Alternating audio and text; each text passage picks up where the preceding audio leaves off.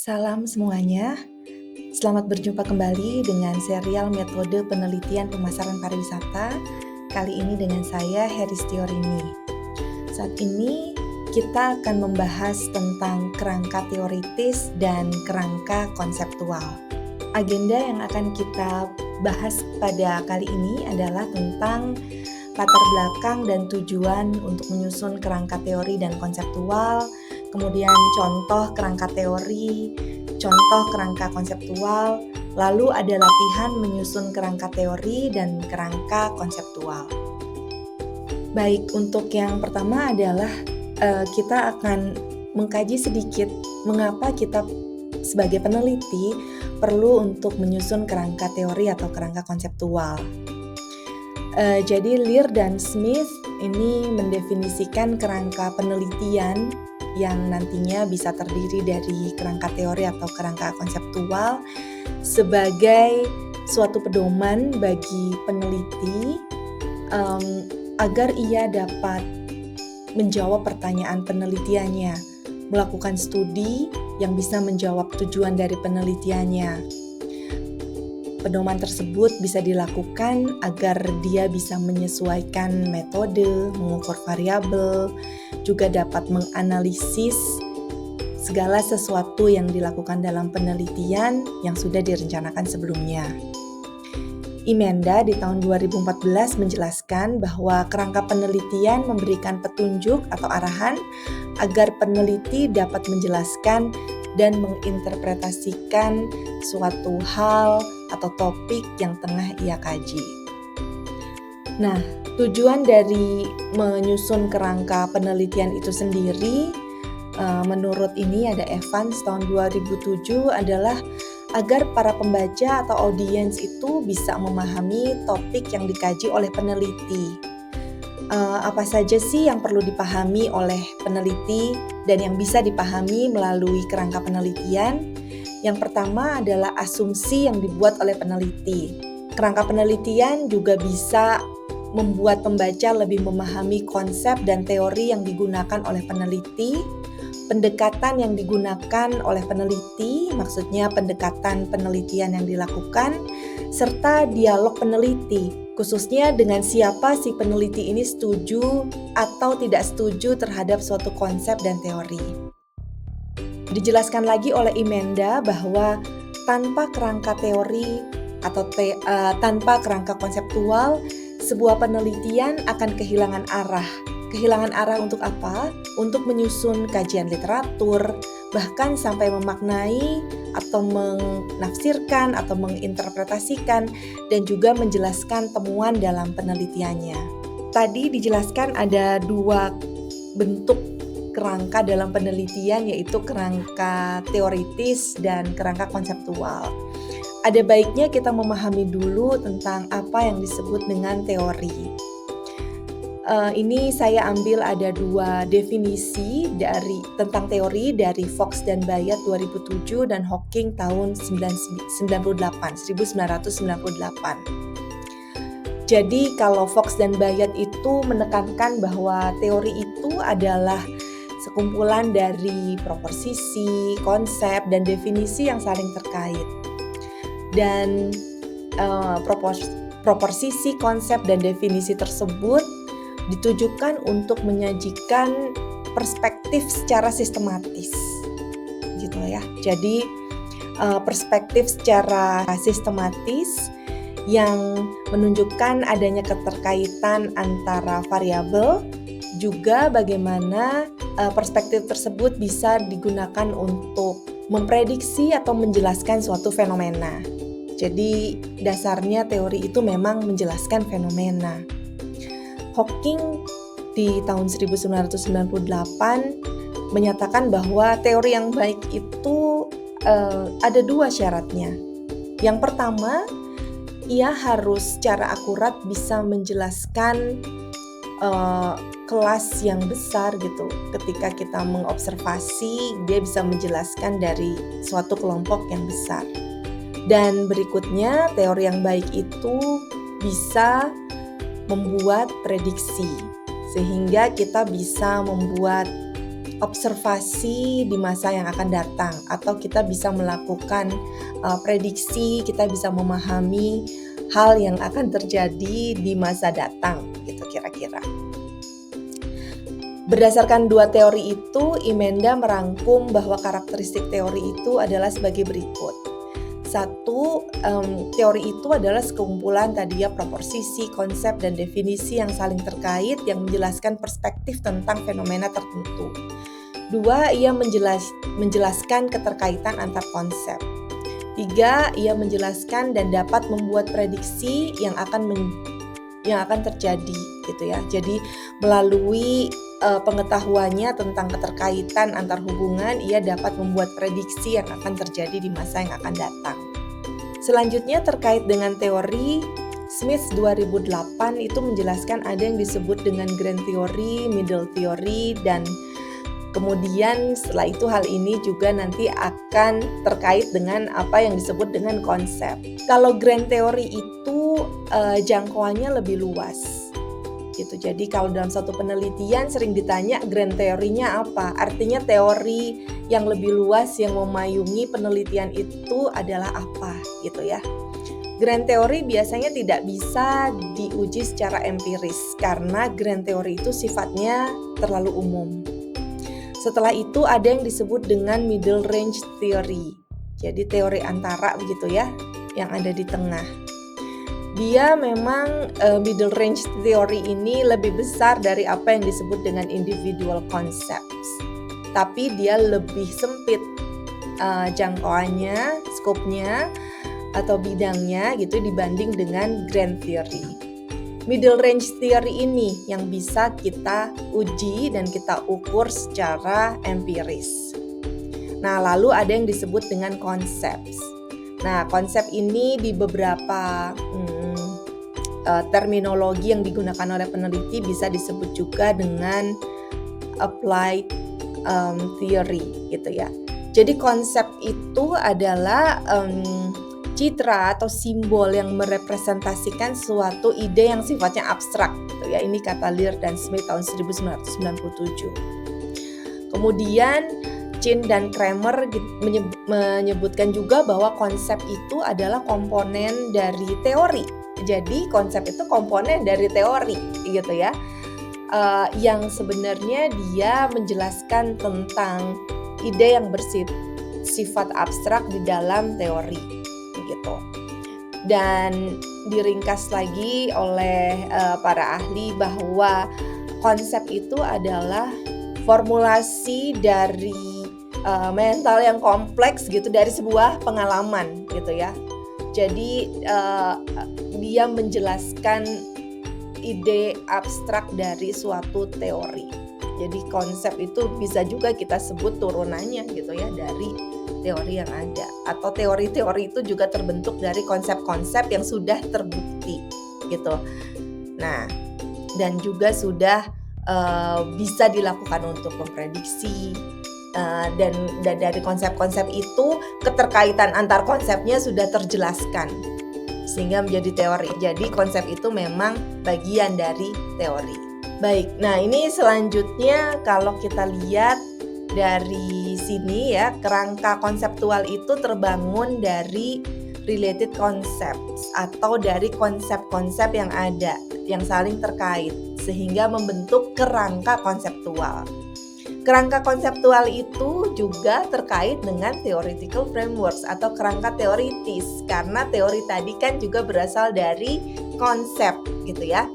Tapi theoretical frameworks lebih terkait dengan teori. Artinya konsep-konsep yang keterkaitannya sudah bisa dibuktikan, sudah diterima banyak orang untuk menjelaskan fenomena dan juga bisa memprediksi gitu ya, bisa memprediksi peristiwa atau bisa memprediksi hal yang akan terjadi di masa datang jika memenuhi syarat-syarat yang ada di dalam teori tersebut gitu ya. Nah, ini saya mau sedikit sharing juga tentang teori-teori yang biasa digunakan untuk penelitian di bidang pariwisata, hospitality and tourism research. Ini saya ambil dari forum ilmiah pariwisata, dan di sana Dr. Nancy McGee ini mengumpulkan begitu ya beberapa teori yang sering digunakan oleh peneliti di bidang pariwisata. Mengumpulkannya bagaimana? Mengumpulkannya gini, kebetulan Dr. Nancy McGee ini adalah editor dari jurnal bereputasi internasional yang baik gitu di bidang pariwisata, dan dari pengalamannya menjadi editor, beliau mengumpulkan berbagai teori yang sering digunakan oleh peneliti di bidang pariwisata dalam penelitiannya gitu, yang bisa dijadikan theoretical frameworks atau bisa dijadikan landasan dalam membuat konsep-konsep atau membuat kerangka-kerangka konseptual yang digunakan dalam penelitian pariwisata. Nah, ini beberapa contoh teori yang digunakan, ada misalnya tentang adaptation theory, ada agency theory, ada process theory, ada two factor theory, ada travel career pattern theory, ada theory of planned behavior, dan lain sebagainya. Jadi ini teori-teori yang memang kebanyakan ada di bidang ilmu sosial, di bidang ekonomi gitu ya, di bidang psikologi gitu, yang digunakan untuk membahas fenomena-fenomena dalam pengembangan kepariwisataan. Untuk selanjutnya, keberadaan theoretical framework atau conceptual framework itu juga ternyata memiliki keterkaitan dengan pendekatan penelitian yang digunakan. Nah, biasanya ini jika penelitiannya menggunakan pendekatan kuantitatif,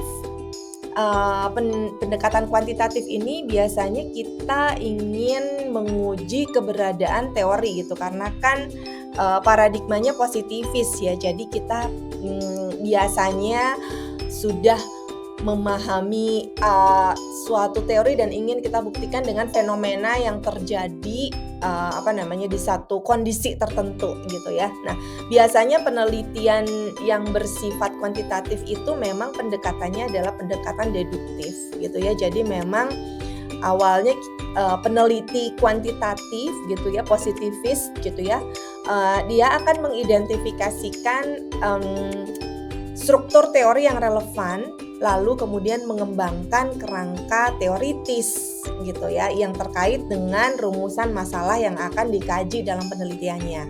Berbeda dengan itu, untuk penelitian yang sifatnya kualitatif, biasanya ia menggunakan pendekatan yang sifatnya induktif gitu ya. Jadi penelitian kualitatif biasanya mensintesiskan relevan konsep. Jadi konsep-konsep yang relevan disintesiskan, dan kemudian pendekatan yang digunakan lebih banyak bersifat induktif gitu ya.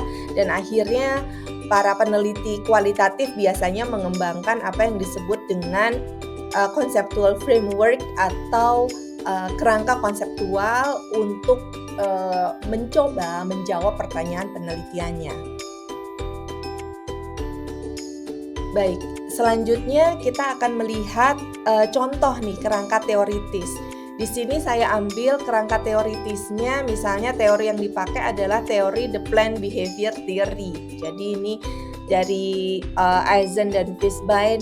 Awalnya mereka menyusun teori yang disebut dengan theory of reason actions, dan kemudian berkembang menjadi planned behavior theory. Jadi planned behavior theory ini teori yang menjelaskan kenapa orang mau melakukan suatu tindakan gitu. Kenapa orang melakukan suatu tindakan, nih, actual behavior. Nah, setelah dikaji oleh mereka, ternyata orang mau melakukan tindakan karena mereka punya niat, intention, gitu ya. Nah, niat ini asalnya dari mana? Kenapa seseorang bisa berniat untuk melakukan suatu tindakan, gitu ya?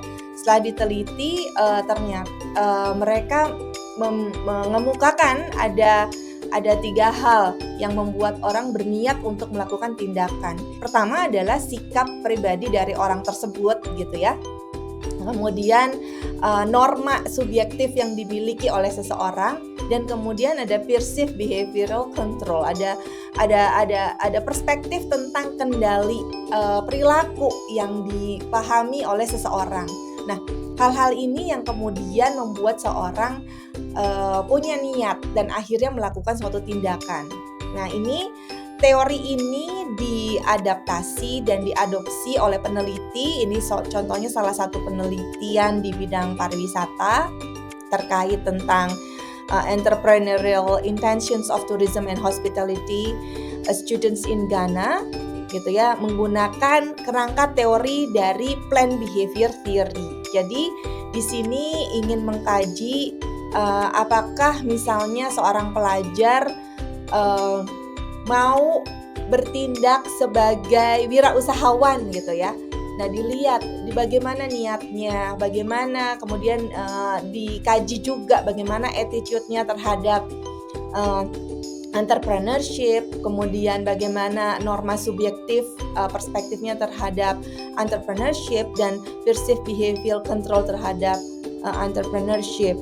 Dan dari kerangka teori dasar ini, peneliti Sedegah dan kawan-kawan menambahkan satu variabel untuk melihat sejauh mana sikap, norma subjektif, dan juga perceived behavioral control itu nantinya mempengaruhi entrepreneurial intention dan actual behavior untuk menjadi seorang wirausahawan gitu. Dia menambah satu variabel yaitu perceived university support.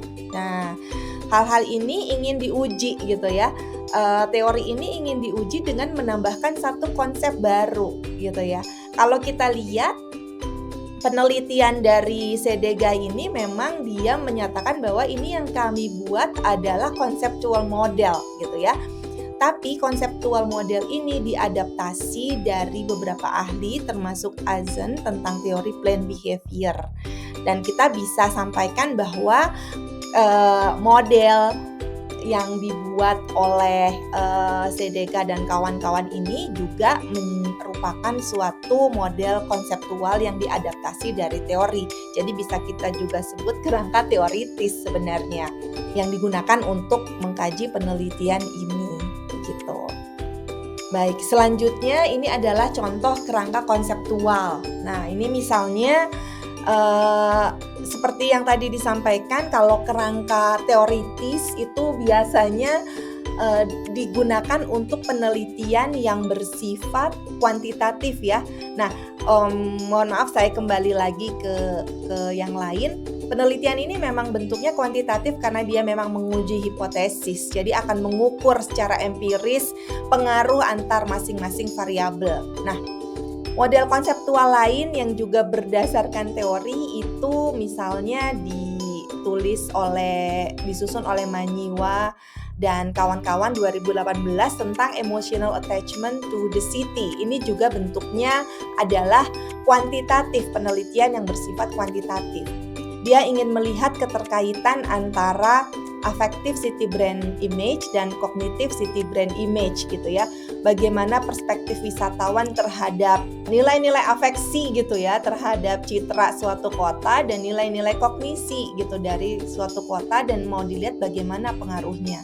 Kalau kita lihat di sini ada variabel moderating gitu ya, apakah residential status in the city ini mempengaruhi hubungan antara masing-masing variabel ini. Mohon maaf, ini bukan perspektif wisatawan, tetapi ini adalah perspektifnya warga lokal gitu ya, warga lokal, resident di suatu kota gitu ya. Apakah mereka memiliki nanti emotional attachment to the city gitu ya? Kalau misalnya dilihat dari sisi afeksi dan sisi kognisinya gitu. Nah, ini juga bisa disebut dengan konseptual model. Namun sudah ada nih konsep-konsep yang sebelumnya ketika penelitian ini terjadi yang melihat keterkaitan atau hubungan antara affective city brand dengan emotional city attachment dan juga cognitive city image dengan emotional attachment gitu ya. Nah, ini kerangka konseptual ini juga bisa digunakan di penelitian kuantitatif, tapi sekali lagi dalam penelitian kuantitatif semua kerangka konseptualnya biasanya sudah terbukti secara empirik di lapangan.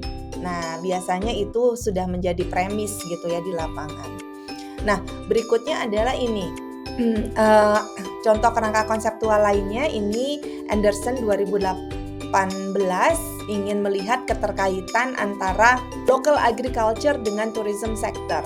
Dia ingin memahami tentang sejauh mana keterkaitan antara kegiatan pertanian yang diikuti oleh masyarakat gitu dengan pengembangan pariwisata atau yang kita kenal dengan pengembangan agroturism. Jadi ingin dilihat nih di mana keterkaitannya. Maka dia kumpulkan berbagai konsep ini gitu ya, berbagai konsep ini. Di sini ada konsep local agriculture dan kemudian dia juga memasukkan konsep-konsep intervening faktor dari pertanian gitu ya, yang misalnya ingin dilihat gitu apakah nantinya terkait dengan pengembangan agrowisata. Nah selain itu dia juga mengkaji konsep-konsep pengembangan pariwisata begitu ya, bagaimana misalnya kalau di sini support dari pemerintah, jumlah wisatawan dan lain sebagainya. Termasuk ada intervensi lokal misalnya terhadap kesehatan, terhadap standar internasional yang ada di daerah tersebut dan lain sebagainya. Maksudnya adalah standar kualitas dari fasilitas wisata di sekitarnya dan lain sebagainya, sehingga ingin dilihat bagaimana nih keterkaitan antar masing-masing sektor, baik sektor pertanian maupun sektor pariwisata. Nah, kalau di sini pendekatan penelitiannya kualitatif. Jadi memang yang ditampilkan dalam conceptual framework bukan bagian dari teori gitu ya. Kalau kita lihat ini conceptual framework yang ada di penelitian bersifat kuantitatif, dia bisa saja sudah menjadi bagian dari teori gitu ya. Misalnya effective city brand itu secara teoritik memang memiliki pengaruh terhadap emotional attachment. Ini sudah ada teorinya, tapi konsep ini ingin ditambahkan misalnya pemahamannya dengan ini tadi residential status in the city dan lain sebagainya gitu ya. Jadi memang kerangka konseptual itu kalau lebih sering digunakan untuk mengkaji penelitian yang bersifat kualitatif. Namun demikian, jika variabel-variabelnya itu baru, bisa juga digunakan kerangka konseptual ini untuk penelitian yang bersifat kuantitatif. Nah, untuk selanjutnya adalah kita coba latihan ya. Nah, coba teman-teman mahasiswa cari contoh kerangka konseptual penelitian dari artikel jurnal yang bereputasi. Lalu jelaskan alur pikir peneliti dalam kajian tersebut. Dari situ teman-teman akan melihat, mudah-mudahan bisa melihat tadi ya, posisi peneliti, asumsi peneliti, metode yang digunakan, pendekatan yang digunakan dan lain sebagainya. Lalu yang kedua, teman-teman membuat kerangka konseptual dari topik yang ingin diteliti gitu ya. Nah, coba dibuat kerangka konseptualnya.